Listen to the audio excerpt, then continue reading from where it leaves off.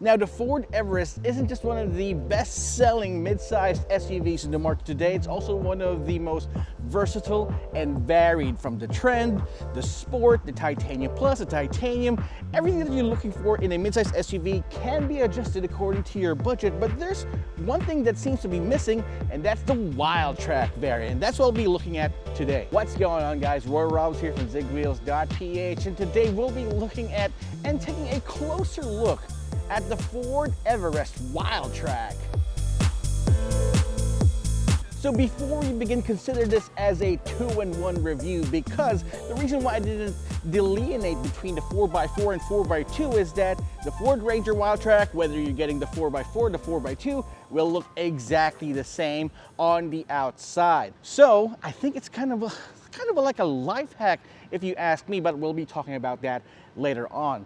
What we have right here is the 4x4 variant, and what you have here is that you got a de-chromed front end. A lot of people who own Ford Everest actually go ahead and wrap around a lot of the chrome bits and pieces of their car. The reason why they went to give it a more stealthy, a more ninja look, in my opinion, it kind of looks really great.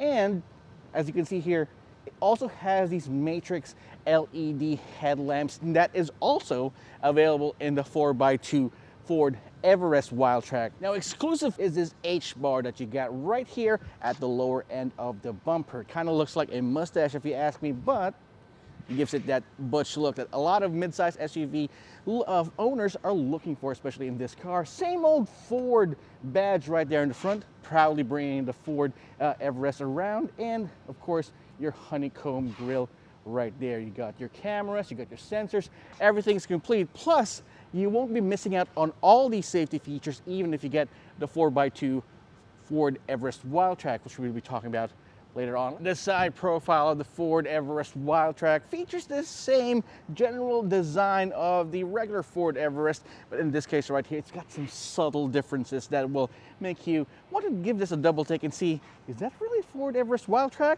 Yes, it is. For example, you got these body claddings all around here. If you notice, it kind of has a different color scheme from the paint that we got right here. We did not get the orange Ford Everest Wildtrak, which is its signature color scheme, but if you look closely, these body claddings are actually decked in bolder gray. Plus, you got these exclusive Wildtrak 20-inch alloy wheels, which looks absolutely fetching if you ask me, and a high mounted roof rail, which differentiates itself again with the regular or the other Ford Everest in the lineup. Again, you still get the same old features here. You got repeater signals on the side, cameras for the 360-degree system, and this time around you won't see what type of engine is under hood. Usually you'd see bi-turbo or turbo for the 4x2 variants. In this case right here, you get a Wildtrak and you like it. Same old ground clearance right there, chunky old step board, and the boxy design that we all know and love. So one of the things I really love about the Ford Everest is its overall design, especially right here in the back. I mean, these tail lamps right here remind me a lot of the Ford Mustang because of these slats right here, giving you that 80s macho vibe. You got the Wildtrak badge right here in the back, and that's basically it.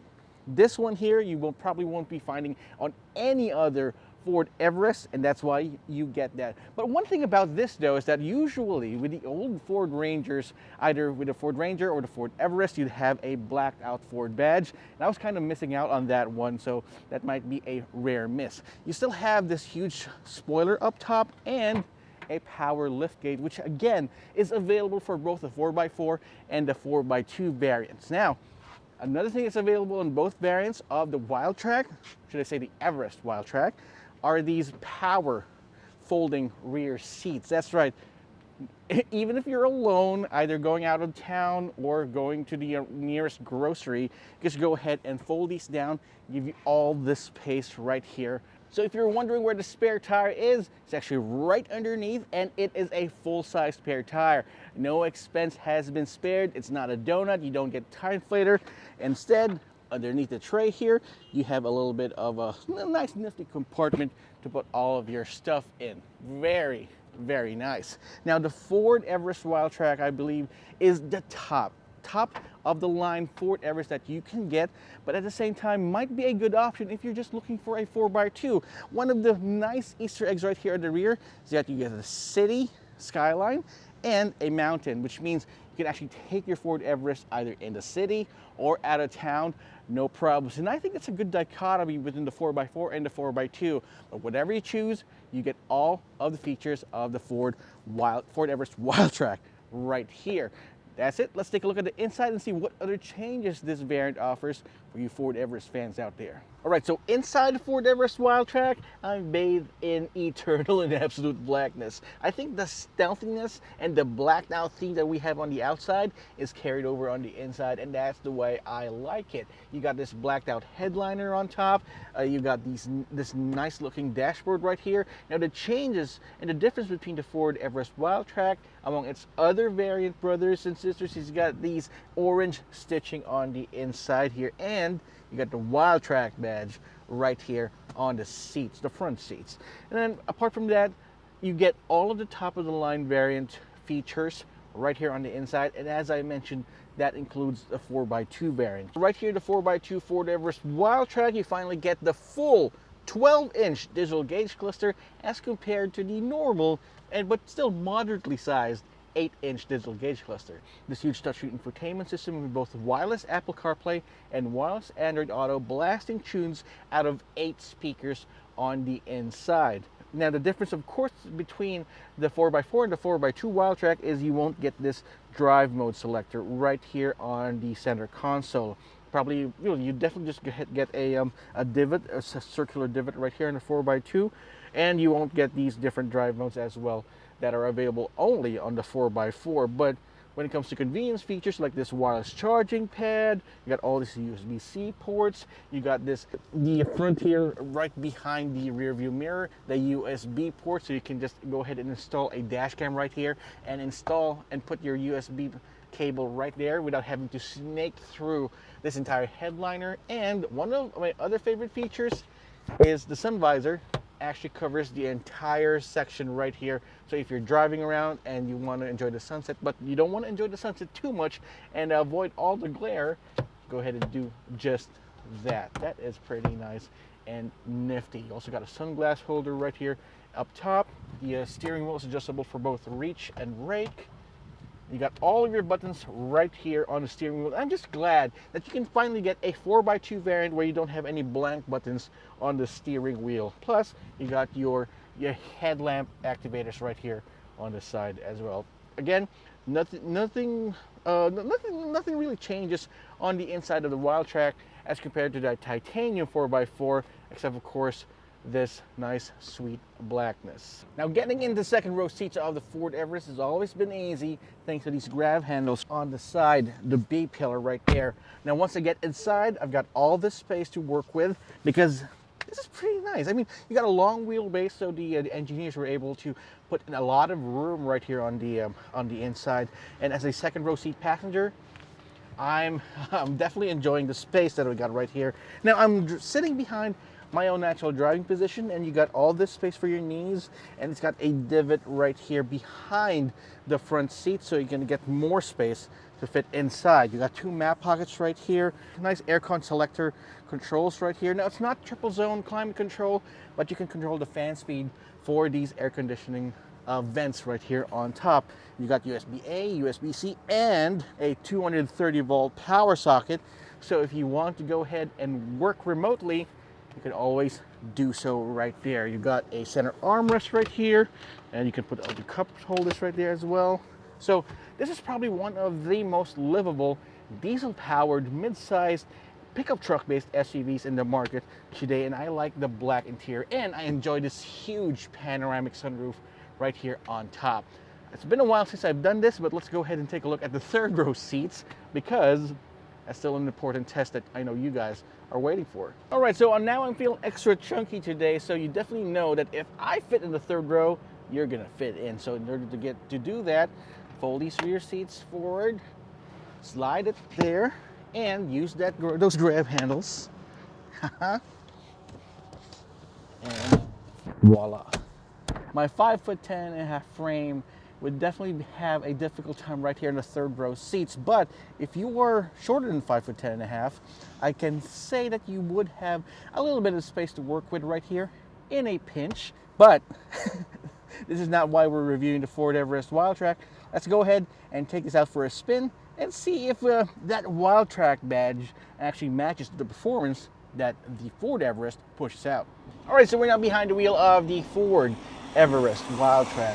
While it has been a long time coming before we can actually review this particular variant, it still has the same heart. This is the 4x4 bi-turbo diesel variant, so this makes around 210 PS, 210 horses, and 500 Newton meters of torque. Now, I remember a time where diesel pickup trucks and SUVs would be slow as molasses, and this one right here ain't it. This has power on tap.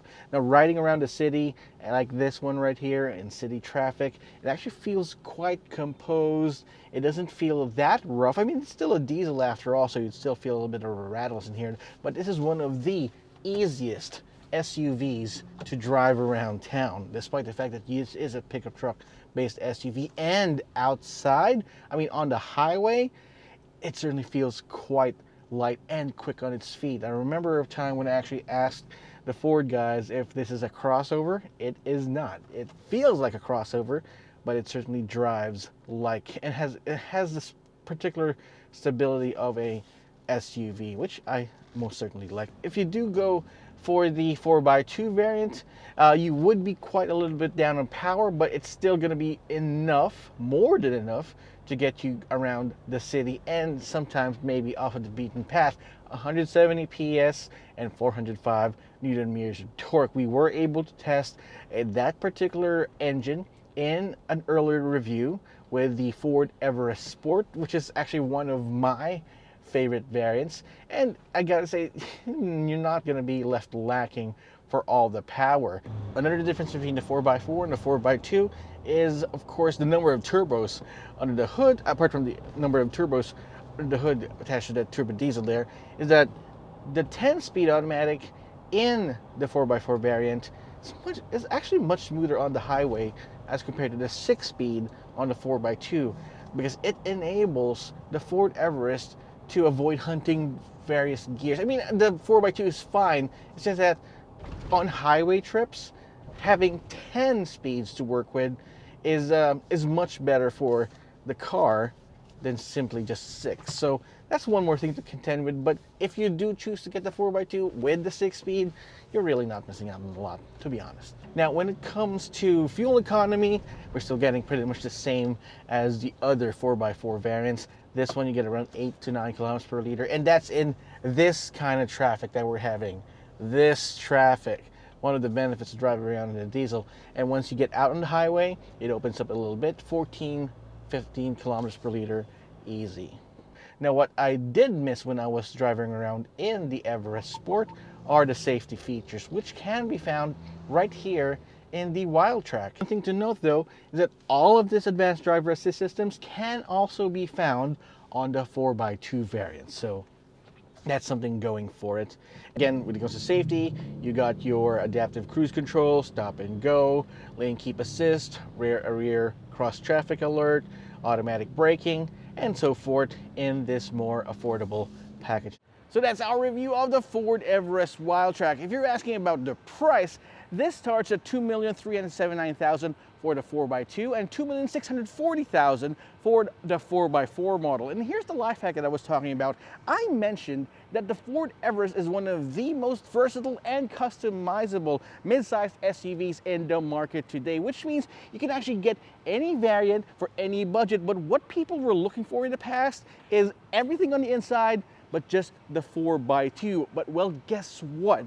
You can actually get the Ford Everest Wildtrak for a lower price than the Ford Everest Titanium 4x4, but still get all of the amenities that you're looking for, which means you can get the 4x2 Everest Wildtrak for just a hair, 100,000 pesos above the 4x2 Titanium variant, and then you start to get everything that the 4x4 Everest Titanium has, but with just 4x2. So you can actually get everything that you want without getting what you don't. For example, you don't need to go off-roading, you don't need a 4x4 and the fuel consumption of a 4x4, but you want the ADAS, you want the 360, you want those nice foldable rear seats.